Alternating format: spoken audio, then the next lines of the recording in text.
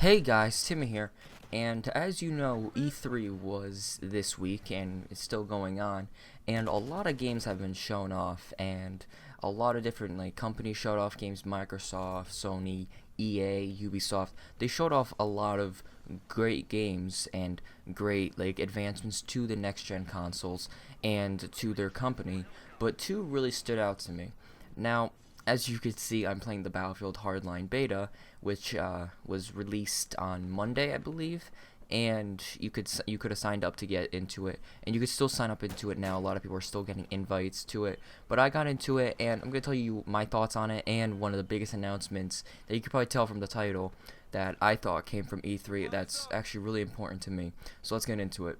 Battlefield Hardline. How do I feel about it? It's interesting because if it's weird because Battlefield 4 was so broken in the beginning, and now we're playing a new Battlefield less than a year later, and it just feels weird. And to speak of which, it's different, and it obviously is different. But like for example, the cars in the game, there's like police cars, police like sedans, police like trucks, and then there's like the opposite for the criminals, the sedans and muscle cars and stuff like that. It feels weird in a Battlefield game. Like, this has the name Battlefield Hardline, but it feels just weird, and it's fun to drive. And I don't know why. Maybe it's because I've gone like full PC gaming now, and I wanted like a racing game, so it feels like fun to drive. But in a Battlefield game, it just doesn't feel right. But I don't know. It's interesting. That's the thing. And the gunplay, it's not like bad. I mean, the gunplay is pretty good.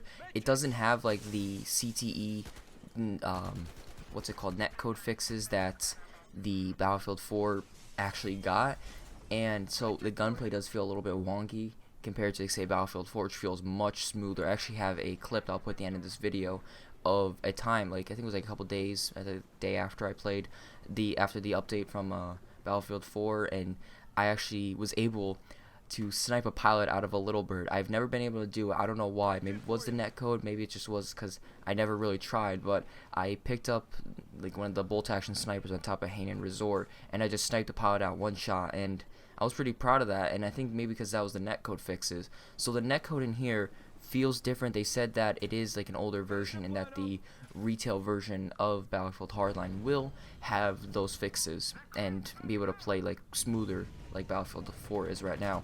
But overall, I mean, the game, it's just the graphics.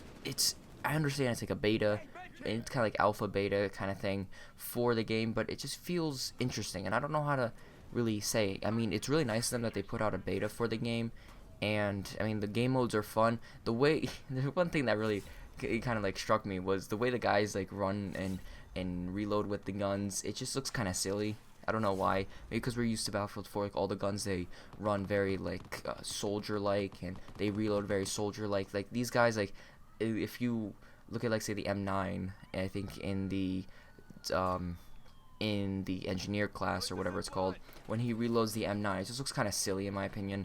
So I don't know. Maybe it's just Battlefield and like the way I've seen soldiers reload handguns. I don't know. It just looks kind of silly in my opinion.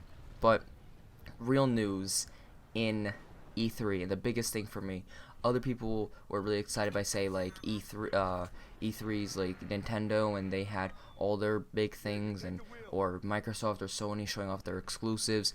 That's great and all, but the biggest thing for me was at the end of the Sony conference when the music started playing, and it was Grand Theft Auto 5. Now we know Grand Theft Auto 5 came out for 360 and PS3, but it's finally coming out for PC, Xbox One, and PlayStation 4, and that is really great. You guys don't understand how much I want to play Grand Theft Auto 5 on PC. I mean, I really uploaded a lot of videos, or a good amount, to my channel of Grand Theft Auto 5 on my Xbox, and now bringing it to PC is so much better, and I'm so excited, and I'm so happy that Rockstar actually is bringing it to PC for not just mods, but even like the updates that they're bringing.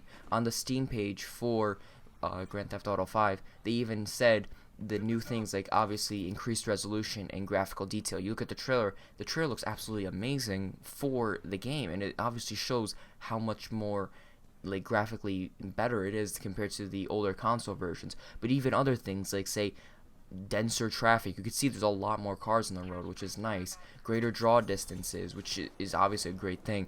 Upgraded AI, new wildlife. Like there was like, I think a picture someone pointed out that there was actually a cat in one of like the Franklin parts, which is really cool because more like variety, more life to the map. And I mean, if you play say Grand Theft Auto 5 right now and go into single player and just walk around, it feels pretty lively.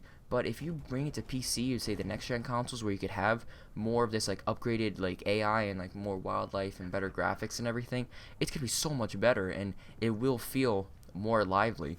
And even with that, there's advanced weather and damage effects, and basically making the game feel anew and really fun. And even now, even the PC gets in-game video editor similar to what Grand Theft Auto 4 had, which is great. I mean, if you like to record like that, I just use NVIDIA Shadowplay for recording. But I mean, if this like in-game video editor is good, I might try it out and see how it is. But the biggest thing for me was Grand Theft Auto Online, the saves and like the characters, the cars, the apartments, the levels, everything that you did in say on 360 or PlayStation 3 can be transferred over to PlayStation 4, Xbox One, and PC, which is great. That is what they should do and what they are doing, which is absolutely great, and I definitely appreciate it from them. So yeah, guys, I hope you enjoyed the video. Leave a like, favorite, subscribe. Tell me what you thought and what was your favorite thing from E3. I'd love to know. So yeah, guys, I hope you enjoyed, and I'll see you all next time. We got